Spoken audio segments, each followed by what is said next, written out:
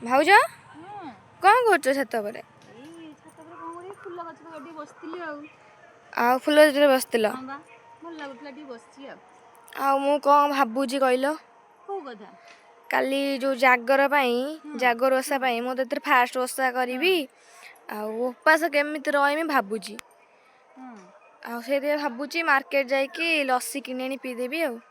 ଆରେ ତମେ ମାର୍କେଟ ଯାଇକି ଲସି ଆଣି ପିଇବ କଣ ପାଇଁ? ମୁଁ ଅଛି ନା, ମୁଁ ତମ ଘରେ ଗୁଡ଼ା ମାନେ ଲସି ମାର୍କେଟ ଲସିଠୁ ମୁଁ ବଢ଼ିଆ ସେ ପୁରା ତମକୁ ବନେଇଦେବି ଘରେ, ତମେ ଲସି ପିଇବ ଜାଗରେ ହେଲା। ସତ ତମେ ବନେଇ ପାରିବ? ହଁ, ଆମର ଯୋଉ ଲସି ବନେଇବା ପାଇଁ ଏଇ ସବୁ ଜିନିଷ ଦରକାର ଆମର, ଦେଖୁଛ? ହଁ ହଉ। ଏଇଥିରେ ମୁଁ କେମିତି କ'ଣ ବନଉଛି ଲସି ତମକୁ ଦେଖିବି। କଦଳୀକି ଆମେ ଚୋପା ଛଡ଼େଇକି ଫାଷ୍ଟ କଦଳୀ ଗୁଡ଼ା କାଟି ନେଇଯିବା।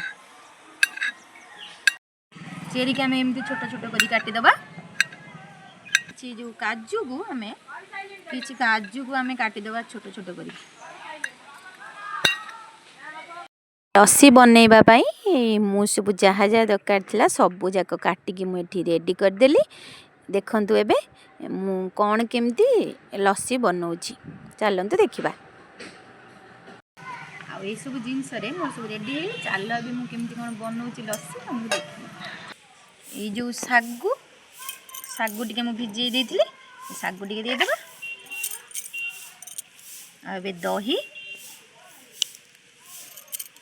ତାପରେ ଏଇ ଯେଉଁ ଛେନା ମୁଁ ରଖିଥିଲି କିଛି କ୍ଷୀର ଛେନା ଦେଇ ହେବ ନହେଲେ ଦହି ଛେନା, ମୋ ପାଖରେ ଦହି ଛେନା ଥିଲା ତାକୁ ଟିକେ ଦେଇଦେବା। ସେ ଯେଉଁ କାଟିକି ରଖିଥିଲି କଦଳୀ ତାକୁ ଦେଇଦେବା। ତାପରେ ଏଇ ଯେଉଁ ଚେରି ରଖିଥିଲି କାଟିକି ତାକୁ ଦେଇଦେବା। ଚିନିଟାକୁ ଗ୍ରାଇଣ୍ଡିଙ୍ଗ କରିକି ଦେଇହେବ। ମୁଁ ଏତେ ବେଶୀ ଗ୍ରାଇଣ୍ଡିଙ୍ଗ କରିନି, ମୁଁ ନେଇ ଆସିଛି। ଚିନି କିଛି ଦେଇଦେବା, ମିଠା ଯେତିକି ଖାଇବେ ସେ ଅନୁସାରେ ଦେବେ। ଭଲସେ ପୁରା ଗୋଳେଇ ଦେବା। ଯେଉଁ ଶାଗୁଟାକୁ ମୁଁ ଏଇଥିରେ ପକେଇଲି, ଛୋଟ ଦାନା ଶାଗୁ ମୋ ପାଖରେ ନଥିଲା, ବଡ଼ ଦାନା ଶାଗୁ। ଆଉ ଯୋଉମାନେ ଶାଗକୁ ନ ଭିଦେଇକି ସାଙ୍ଗେ ସାଙ୍ଗେ କରିବାକୁ ଚାହୁଁଥିବେ ସେମାନେ କେମିତି କରିବେ? ହଁ, କରିପାରିବେ।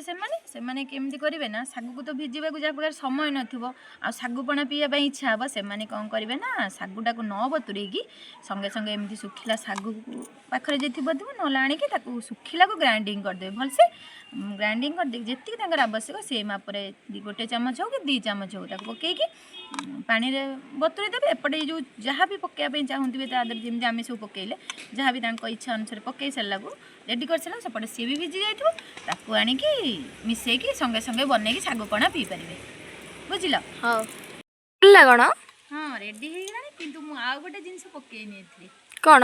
ଦେଖ, ଏଇଟା କ'ଣ କହିଲ, ଆମେ ଯେଉଁ ଆଜି ମାର୍କେଟ ଯାଇଥିଲେ ସେଇଠି ଆମେ ପଇଡ଼ ଯେଉଁ ପିଇଥିଲେ ସେଇଥିରୁ ନାଳି ବାହାରିଥିଲା, ସେଇଟାକୁ ପକାଇବା। ଏଥିରେ ନଡ଼ିଆ କୋରା ପଡ଼େ କିନ୍ତୁ ମୁଁ ଭାବିଲି ଏଇଟା ନାଳି ଅଛି, ଏଇଟା ବଢ଼ିଆ ଟେଷ୍ଟ ଲାଗିବ। ସେଥିପାଇଁ ଯେଉଁ ପଇଡ଼ରୁ ନାଳି ବାହାର କରିଦେଇଥିଲି ସେଇଟାକୁ ଏଇଥିରେ ମିଶାଇଲେ ବହୁତ ଆହୁରି ବଢ଼ିଆ ଟେଷ୍ଟ ଲାଗିବ।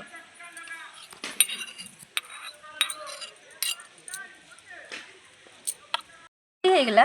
ଯଦି ତମେ ଚାହିଁବ ଏଇଟାକୁ ଏମିତି ଶୁଖିଲା ମାନେ ଏମିତି ଖାଇବା ପାଇଁ ଗୋଟେ ଏମିତି ବି ଖାଇହେବ। ଆଉ ଯଦି ଏମିତି ଖାଇବା ପାଇଁ ନ ଚାହୁଁଛ, ୟା ଦେହରେ ଟିକେ ପାଣି ଅଳ୍ପ ଟିକେ ମିଶାଇ ଦେଇକି ତାକୁ ଟିକେ ଆଉ ଟିକେ ପତଳା ବନେଇ ଦେଇକି ତାକୁ ବି ଆମେ ପିଇପାରିବା। ନା ନା ଭାଉଜ, ଆଉ ଆକୁ ଆମେ ଏମିତି ଖାଇବାନି, ପାଣି ମିଶେଇ ଦିଅ, ଆକୁ ଆମେ ପିଇବା। ହଉ, ଠିକ୍ ଅଛି।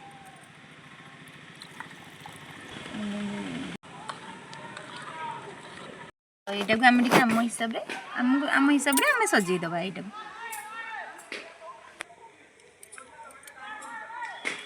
ଚାହିଁବେ କିଛି ଅଲଗା ଜିନିଷରେ କାଜୁ କି ଆଉ ଯୋଉଥିରେ ବି ସଜେଇ ପାରିବେ। ଆମେ ପଣା ପ୍ରସ୍ତୁତ କରିଥାଅ, ମୁଁ ଟିକେ ତା ଭିତରେ ଫୁଲ ଗଛ ଟିକେ ଦେଖାଇ ଦେଉଛି।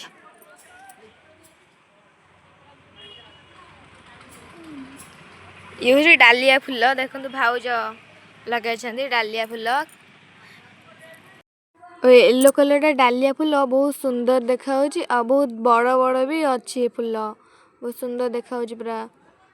ଆଉ ଭାଉଜ ପଣା ବନା ସରିଲାଣି? ହଁ, ସରିଲାଣି। ଆସ, ତମର ଚିନ୍ତା ଥିଲା ବା ଯୋଉ କ'ଣ ପିଇବ, ଉପାସ କରିବ କାଲି ଜାଗରେ।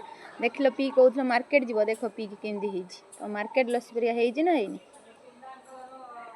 ଦେଖ କେମିତି ହେଇଛି। ଭାଉଜ ଏଟା ମାର୍କେଟ ଲସି ଠାରୁ ବି ପୁରା ଟେଷ୍ଟି ହେଇଛି। ସତରେ? ସ୍ପେଶାଲ ହେଇଛି। ଏବେ ମିଛ କହୁଛ?